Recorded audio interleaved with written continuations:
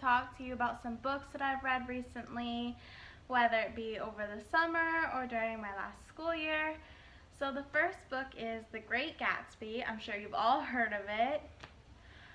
I was always interested in reading it because it just seemed interesting, and then I enjoyed the movie. And usually I don't like to read books after I watch the movie just because I feel like I already know what's going to happen. But The Great Gatsby is so good, and it gets me like really annoyed just because, I mean, in a good way. Like, I feel like a book has to be really good to get you mad. Unless you're getting mad at like grammar, then that's not that great, or the plot. But I get angry with the other characters with the results of what happens with Gatsby and how he's treated and everything like that. So that's a good read, definitely, for sure.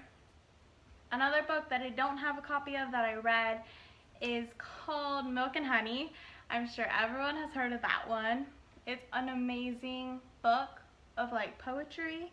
It's very inspiring, and I just really think it's a great book. It doesn't take that long to read at all, maybe a half hour to an hour depending on how fast you read, and I would definitely recommend that book. It's a great piece.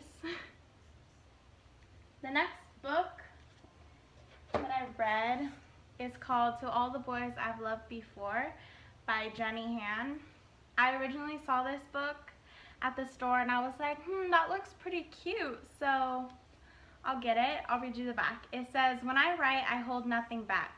I write like he'll never read it, because he never will. Every secret thought, every careful observation, everything I've saved up inside me. I put it all in the letter. When I'm done, I seal it, I address it, and then put it in my teal hat box. They're not love letters in the strictest sense of the word. My letters are for when I don't want to be in love anymore. They're for goodbye, because after I write my letter, I'm no longer consumed by my all-consuming love. I can eat my cereal and not wonder if he likes bananas over his Cheerios too. I can sing along to love songs and not be singing them to him. If love is like a possession, maybe my letters are like my exorcism. I feel like I said the word. Possession. Yeah, that's right. When I said that, I was thinking like, this is my possession, I own it. Anyways, maybe my letters are like exorcisms. My letters set me free, or at least they're supposed to." So she writes all these letters to, I can't remember how many boys, 5 or 7, and what ends up happening is all her letters get sent out because they're addressed to all these boys, and it's just really, it's like chaos happens. And she has a crush on her sister's boyfriend, which is, she actually wrote a letter to him. And so in order for it to not be awkward, she was like, oh, I wrote that a long time ago. So she pretends to date this popular kid at her school that she had wrote a letter to him like back in middle school. And then that turns into more of just pretend, or so it's really chaotic, but it's a really cute love story. And they end it where I don't want to ruin anything, but it's a cliffhanger. So, of course, I had to get the second one called P.S. I Still Love You to one of the boys. And I'll read you, I don't know if I won't read you the back of this one because I don't want it to give any clues to this one. But it's a really good book. I definitely recommend both of them.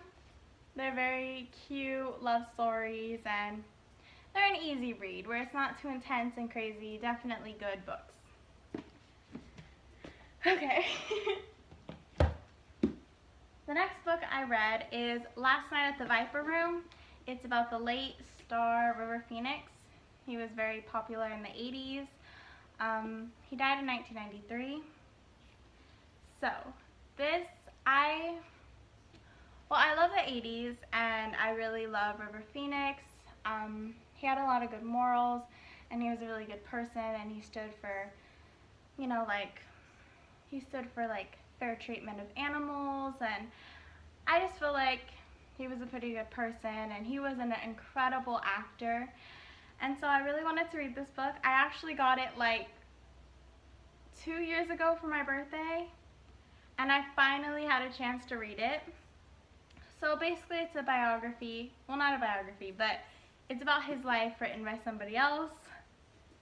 Yeah, that's a biography, it's not autobiography, biography. And it's really good and I really enjoy it. So if you're someone who likes River Phoenix, or if you're just interested in a story, I suppose you would have to like River Phoenix in order to read it, unless you just want to know about people. So this is River. I have some cute pictures in here. So it was a good read for me. I really enjoyed it. At some points I was like kind of heartbroken and I was like, wow, I can't believe this, and I enjoy the man, so rest in peace to him. And the next book I read was Nerve. I picked this up right after I saw the movie because I really enjoyed the movie. It was so aesthetically pleasing because I love this whole neon lights look. And I was like, I have to get the book. Like, I want to read it too. And like I said, I usually don't read books after I've seen the movies, but I really wanted it. Plus, I mean, Dave Franco. So I picked up the book and I decided to read it. I heard it was slightly different than from the movie, or I heard it had some differences. I'm not going to ruin anything for you if you want to read it, but it is really different from the movie. Like, I would say that it doesn't even have the same plot. I mean, it has the same outline to the story. Like, the whole like Nerve website game is like Watch Your Player is accurate, and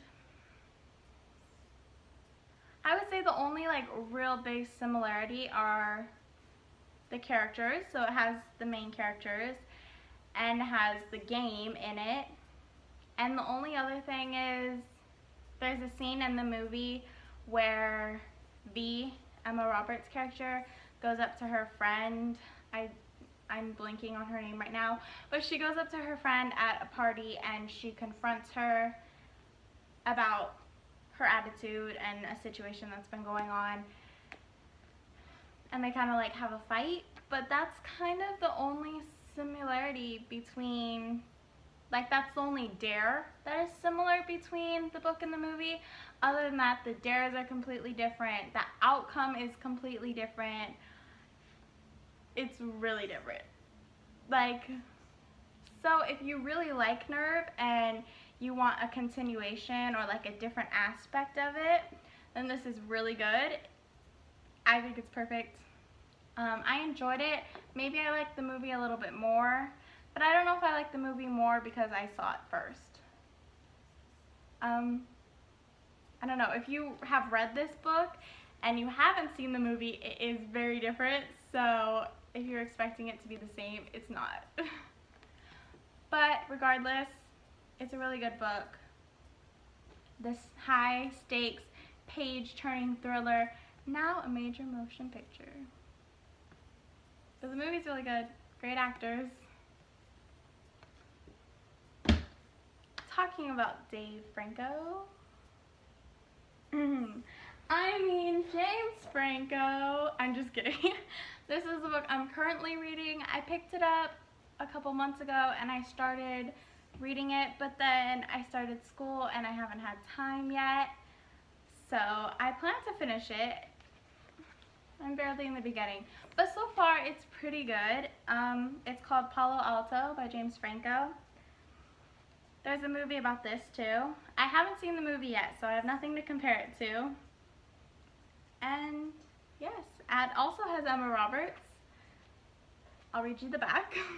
Palo Alto is the startling and original debut collection of stories about troubled California teenagers and misfits from multi-faceted actor and artist James Franco. Recently adapted by director Gia Coppola, I don't know how to say her last name, as her feature film debut. I don't know. The stories trace the lives of a group of teenagers as they experiment with vices of all kinds, struggle with their families and one another. They succumb to self-destructive, often heartless nihilism. In Lockhead, a young woman's summer spent working a dual internship is suddenly upended by a spectacular incident of violence at a house party.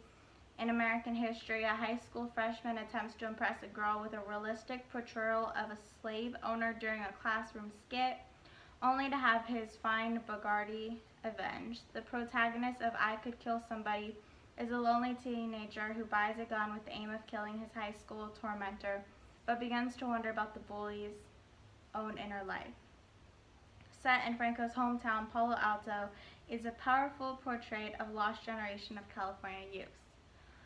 It also says, according to Elle, that the stories are raw and funny, sad, and they capture with perfect pitch the impossible exhilaration, the inevitable downbeatness, and the pure confusion of being an adolescent. And the Oprah magazine says that it's spare and riveting.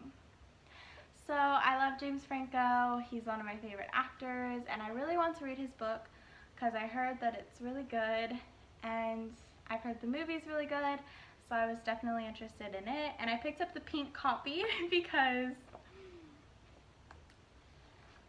I like pink.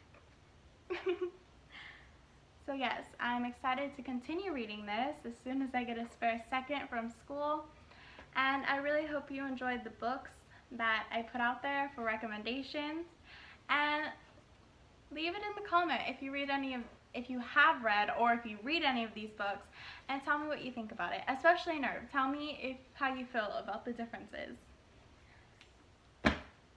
Well, thank you so much for watching. Please like, comment, subscribe, leave some video requests, and I hope you have a wonderful, fabulous day, and you're enjoying this October, because it's one of my favorite months. I mean, look at this.